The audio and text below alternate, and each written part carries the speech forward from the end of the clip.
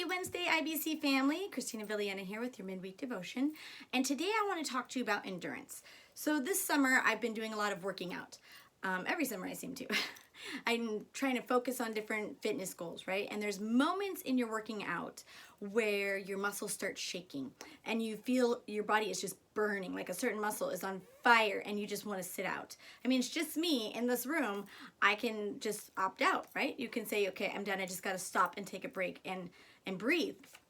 But right at that moment of working out, when your body's shaking and your muscles burning and the weight's too heavy and you just don't think you can push through, you'll hear the instructor on the video say, don't stop, push through this, push through the burn. The result is at the end of it. In working out, different workouts like Pilates and yoga and weights, it's time under tension. It's the muscles' time under tension that gets the results. So when you're in that burn phase, you're right on the brink of pushing through to the result you want your muscle to get. But that phase, it's just always such a hard phase because you feel it, you feel the burn, you feel the shaking, and you just want to drop to your knees, or you just want to stop and just take a moment to catch up. But when you do that, when you take that break, you've lost that tension. You've lost what you've been working so hard for, and you've now stopped your progress, or you've drastically slowed the progress to your results. It's pushing through that burn, that moment of this is too much, too hard, that gets you the results. There was one instructor one time that said, if it doesn't challenge you, it won't change you. And I thought, that's something that you can apply to every area of your life. If it doesn't challenge you, it doesn't change you. And that's been proven time and time again. People who have changed a lot, their story normally has to do with some sort of crisis that had happened in their lives. You hear instructors say that if you finish the workout and you're not breathing hard and you're not sweaty and you're kind of like, what? Then you didn't challenge yourself. You didn't push yourself to get the results that you wanted. And this brought me to thinking about the season that we're in right now, the storm that people go through in their lives and the different seasons. There's those moments in the midst of the challenge and in the midst of the crisis where your muscles are shaking and you're feeling that burn and the weight is too heavy and you're struggling to breathe and you don't want to continue to push through. You're ready to just be done and to take a different path. You just want to stop. And in our own personal spiritual journey, there's times just like with me working out in this room, no one else is here to witness it. Nobody's around you in your own spiritual journey to watch you take a moment, right? But in Hebrews 12, 1-2, it says, let us run with patient endurance and steady and active persistence. I love the word active because it's an action. It's active persistence. The appointed course of the race that is set before us, looking away from all that would distract to Jesus. All that would distract. It's that moment when you feel spent, you feel exhausted, the burn is real, your muscles are shaking. That's that distract, right? When you're feeling the pressure of the storm. I've been reading that book, The Fight to Flourish by Jenny Lesko, and there was one portion where she talked about breathing. And she talked about how there is actual strength in breathing. And she gave this example of a boxer. She said, breathing correctly when you're throwing punches helps add power to your punches. It keeps your lungs full of oxygen and it prevents you from overtiring. So the reason why I'm talking about breathing is because there is power to it. But more importantly, this other example I have is there's these soldiers that were holding a log over their head, like hundreds of pounds, right, of weight. And they're supposed to keep it above their head longer than the other team. And at one point, their muscles are shaking, they're burning, and the guy in front, you can tell he is physically exhausted. He's sucking in air, he's like struggling to breathe and just can't handle the pressure and the weight and that moment of burn. And the person in the back holding the log, that person was some sort of fitness instructor, and she started to say, you need to focus on your breathing. And she started to walk the whole four of them. There was a team of 4 holding up this log, how to breathe. And she was talking them through, breathe in through your nose, out through your mouth. She was doing what? She was refocusing their attention. She was bringing their attention to something else and helping them breathe through. That's like the patient part of our endurance, right? Run the race with patience. She's helping them endure. And he focused on something other than the problem. He was focusing on his breathing, not the pain of his muscles, not the weight of the log, not the pressure of his problem. He was focusing on his breathing. Jenny Lusko said, breathing the right way while working out and in life keeps us from losing focus. It's that eyes up looking from where we are to where we want to go that I've been talking about. It's that moment in the storm when your muscles are shaking and your body is burning and you want to stop. What helps you get through it? It's refocusing. It's that deep breathing. Because breathing, when you choose to breathe the right way through something, it's intentional.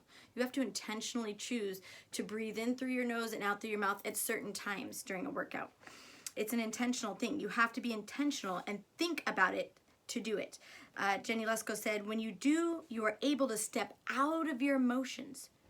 When you're doing that deep breathing in a workout, you're able to step out of your emotions and ask God for his strength and grace. And when you're reminded, and then you're reminded to stick to the plan.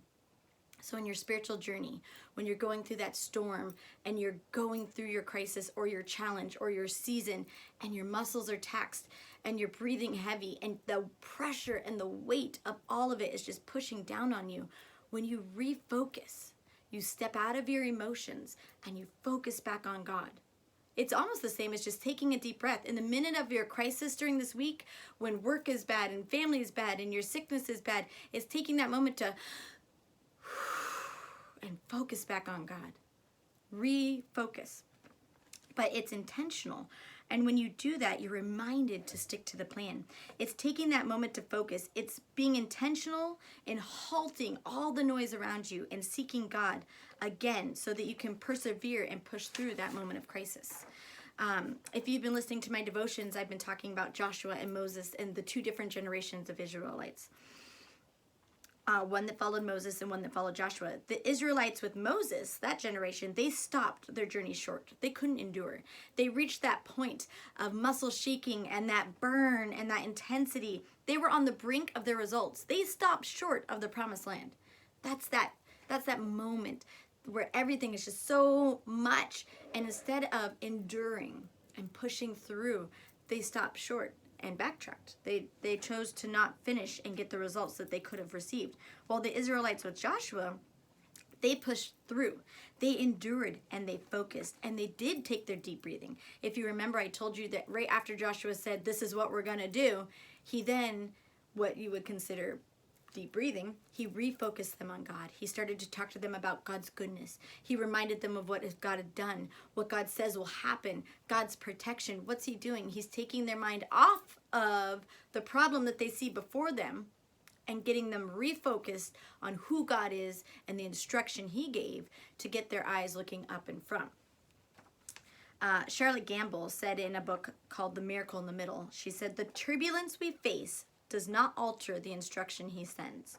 It is in the middle of the storm that we discover what is in the middle of us. Think about both Israelites. They both went through the turbulence. They faced the same turbulence too. And in one generation, you saw what was in the middle of them. You saw their character and their choices, right? You saw that through those moments. And in the new generation, you saw what they went through and their character and their choices. But in all of it, all 40 years, the instruction that God gave never changed. So she had said the turbulence we face does not alter the instruction he sends. His instructions never changed. It lasted 40 years and through an entire generation for a new generation to finally step up and take it. His promises, his instruction to you, what he's called you to do, what he's told you to do, what he says you could have and be and are, that has not changed due to the storm and the crisis that you're in, or due to the season that you're in. But you just have to focus back on him and push through. Don't take your muscle out of tension. Keep that tension in that muscle, because that's when you're on the brink of your results. I heard another instructor say, you didn't come this far to only come this far. Push through it. You didn't come this far into the year, this far into your season to suddenly give up. You didn't come this far to only be this far. Push through it. In Hebrews 10:36, it says, for you have need of steadfast patience and endurance. Why? So that you may perform and fully accomplish the will of God. what does that do for you?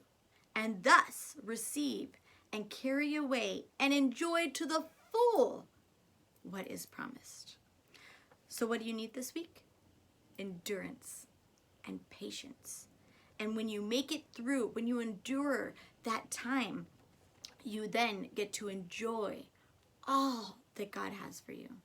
So this week, when you feel the pressure and the crisis and the challenge in the midst of sickness in your body, falling out of family, job losses, whatever is going on in your season and in your challenge, push through. Stop and take that breath and refocus on God. Step out of your emotions and focus on the Word and His promises and run your race with patience and endurance, and you will get to enjoy the results. Have a great week. Bye.